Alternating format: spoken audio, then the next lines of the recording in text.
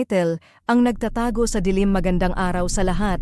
Ako po si Mika, 19 na taong gulang, at nais kong ibahagi ang isang nakakatakot na karanasan na nangyari sa akin sa bayan ng Capiz. Ang kwentong ito ay tungkol sa isang bata na nagtatago sa dilim, at ang mga pangyayari ay nagbigay sa akin ng takot na hindi ko malilimutan. Isang gabi, nagpasya akong maglakad-lakad sa aming barangay. Ang buwan ay mataas sa langit, ngunit ang mga ulap ay nagtatakip sa liwanag nito, kaya't ang paligid ay tila puno ng mga anino. Habang naglalakad, napansin ko ang isang lumang bahay na matagal nang abandonado. Ang mga bintana nito ay may mga sirang salamin, at ang pinto ay bahagyang nakabukas. Sa kabila ng takot, naisip ko na baka may kwento ang bahay na ito, kaya't nagdesisyon akong pumasok. Pagpasok ko, bumuhos ang malamig na hangin na tila may kasamang mga bulong. Ang mga dingding ay puno ng lumang larawan ng mga tao na hindi ko kilala. Habang nag-iikot, may narinig akong mga tunog mula sa itaas, parang may naglalakad. Sa kabila ng takot, nagpasya akong umakyat sa hagdang bato. Sa itaas, nakita ko ang isang silid na may pinto na bahagyang nakabukas. Dahan-dahan akong lumapit at tinulak ang pinto. Sa loob, may isang malaking salamin na nakatayo sa gitna. Sa salamin, nakita ko ang aking refleksyon, ngunit may isang batang nakatayo sa likod ko. Ang bata ay may mahabang buhok, nakasuot ng puting damit, at ang kanyang mga mata ay tila puno ng lungkot at galit. "Nandito ka na naman!" sigaw ng bata. "Bakit mo ako pinabayaan?" Napalingon ako at nakita ang kanyang mukha na puno ng poot.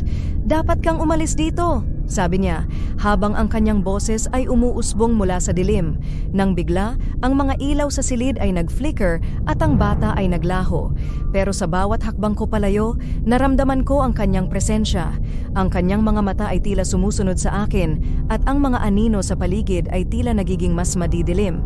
Agad akong tumakbo pabalik sa hagdang bato, ngunit sa bawat hakbang ko, narinig ko ang mga bulong na tila nag-uutos sa akin na huwag tumingin sa likod. "Mika, huwag kang lumingon."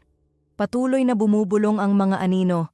Pero sa kabila ng takot, napilitang lumingon ako.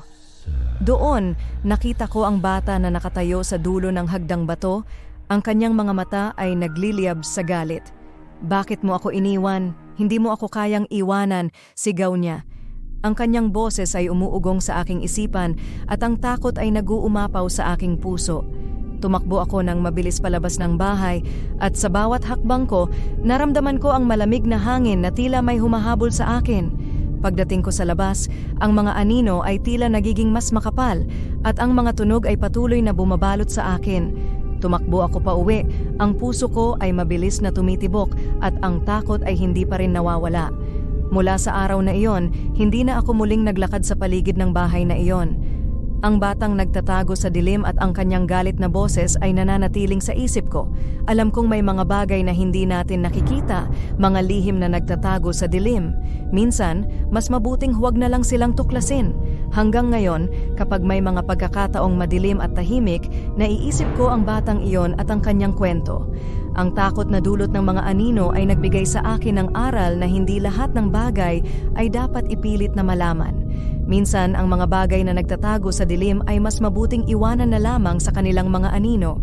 Sana ay nagustuhan ninyo ang kwento ko. Maging maingat tayo sa mga madidilim na lugar, at huwag kalimutang pahalagahan ang mga liwanag sa ating paligid. Received at 9:32 p.m.